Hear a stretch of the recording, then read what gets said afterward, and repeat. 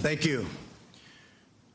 Prime Minister Morrison, Mrs. Morrison, members of the Australian delegation, and distinguished guests, today we celebrate the long-cherished and unwavering friendship between the United States and Australia. The First Lady and I are honored to welcome you and Jennifer to the White House, and we look forward to hosting you for a state dinner tonight in the Rose Garden. It will be quite something.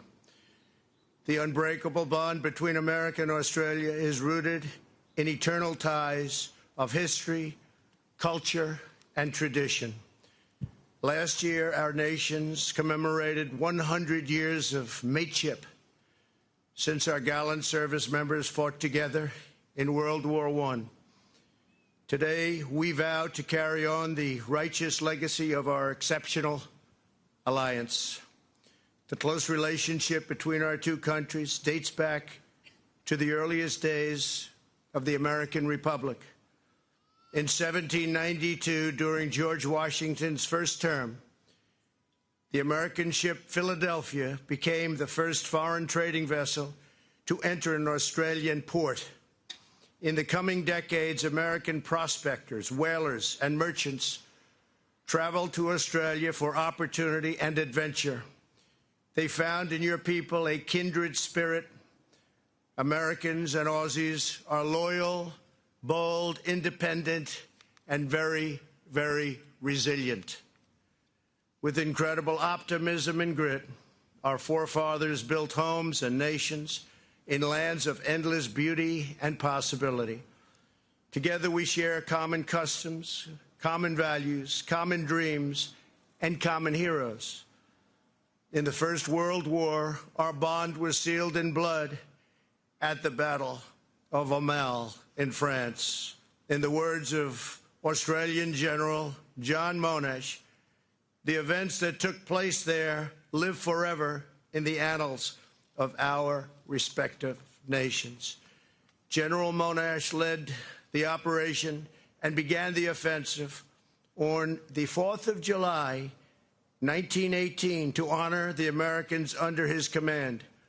On that Independence Day, the mighty Aussie and American forces charged uphill to push the enemy from the high ground and retake strategically vital towns.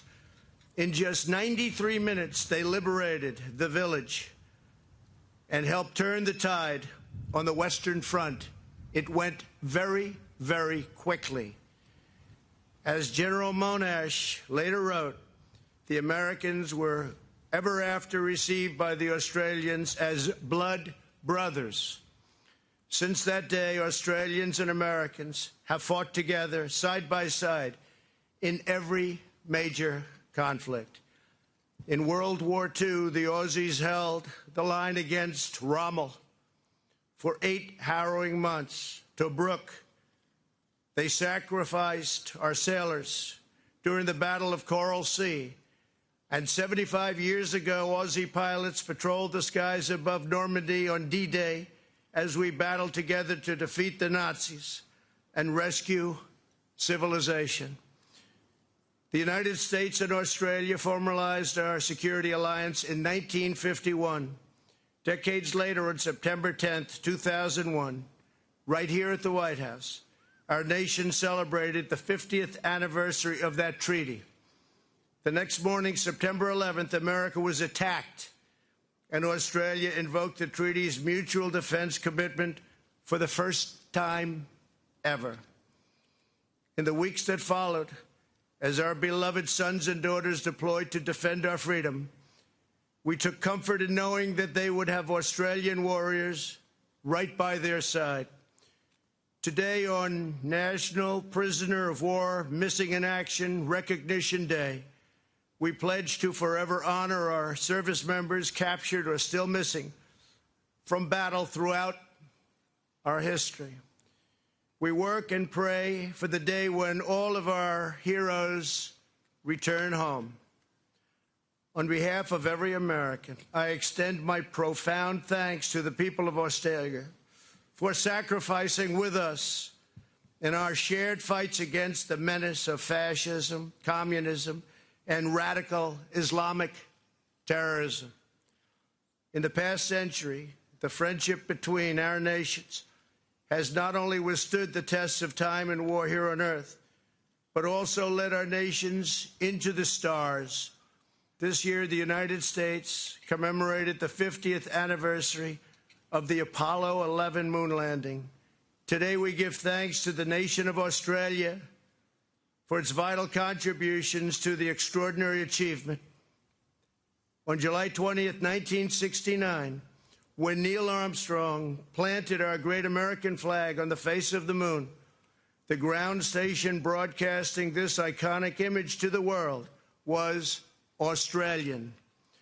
Together, our people have laid down their lives to protect our civilization from tyranny.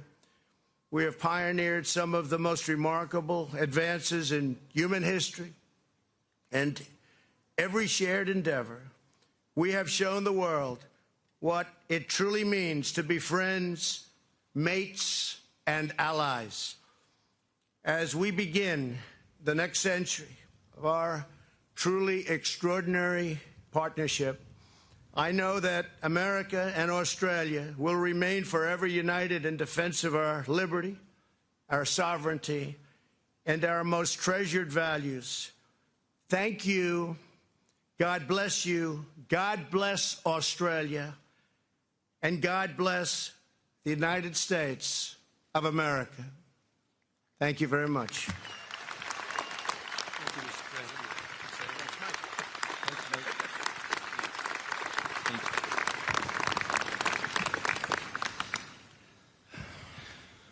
Well, as I just said to the President, thanks, mate.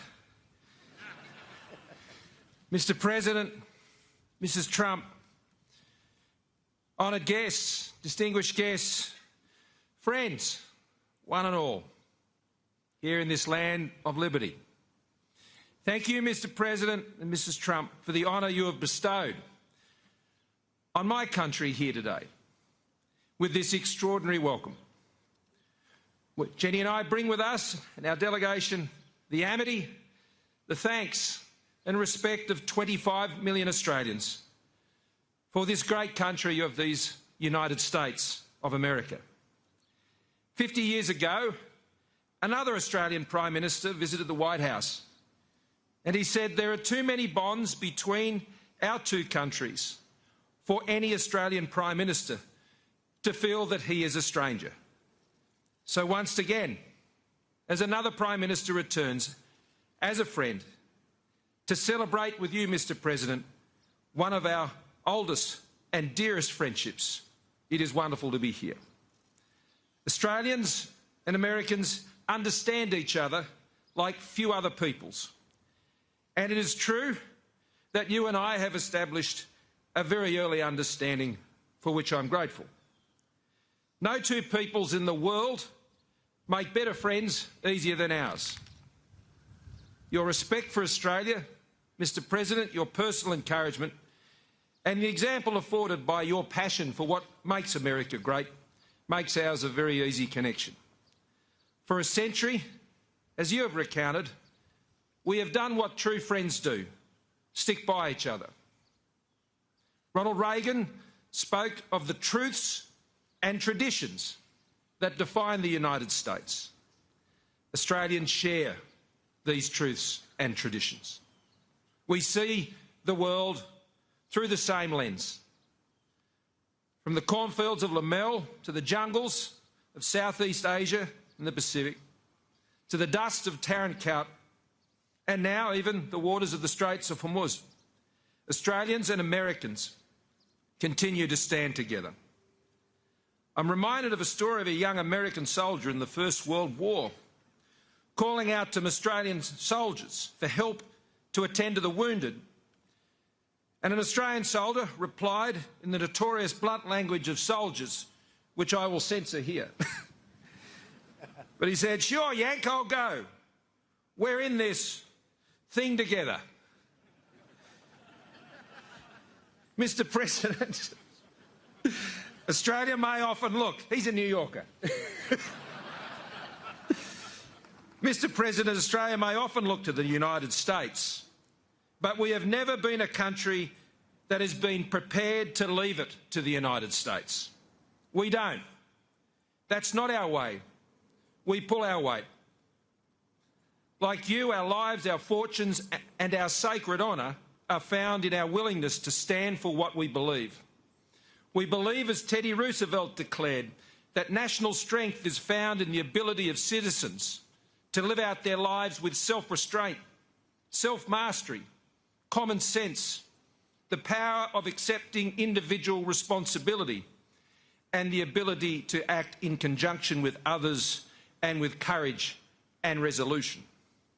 We believe in the capacity of enterprise and free markets to create wealth and to lift all, and for free and fair trade to bring nations closer together.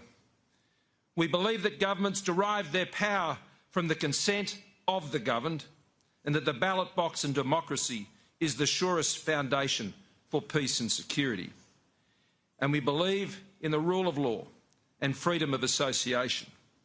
These beliefs spurred this country to build a mighty canal, to stand up to fascism and militarism, to rebuild the modern world after winning a great peace.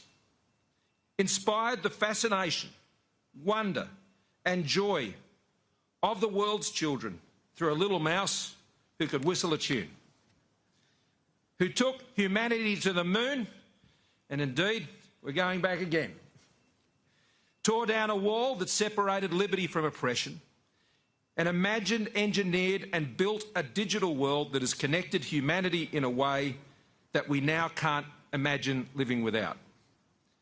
America reminds the world that it can be done. How great is America? The world is a better place because of this country living out its moral purpose. A world not just more secure, but more prosperous as well. The new economies of the world, lifting hundreds of millions from poverty, do so because they first saw the United States define a century and do that first, and then invited and supported them to follow. Mr. President, I know that the leaders of more powerful nations will indeed visit this home, known throughout the world, and will be welcomed as friends. But you won't find a more sure and steadfast friend, a better mate than Australia. It is a coincidence of history that on the very day Pearl Harbor was attacked, Australia gifted a 99-year lease to the United States to build its embassy on our capital.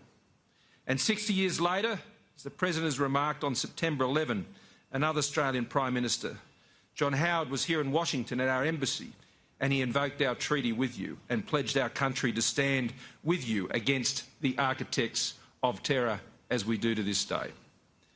When President Reagan welcomed another Australian Prime Minister on this lawn, he reminded us liberty is not an inevitable state and there is no law which guarantees that once achieved it will survive. So we pledge ourselves here, at this dawn of a second century of mateship, between our nations, to renew and modernise our alliance for a new century, to continue to be vigilant and strong, and to build the economic strength that our world needs, that contributes to the peace and prosperity of all. Whatever lies ahead in this century, I know that Australia and the United States will go on to meet it with the same courage, the same daring, the same unbreakable bond that has defined the first century of mateship. Mr. President and Mrs. Trump, thank you again for welcoming Jen and me here, and here as true friends. May God bless you. May God bless the good peoples of the Commonwealth of Australia and these United States of America.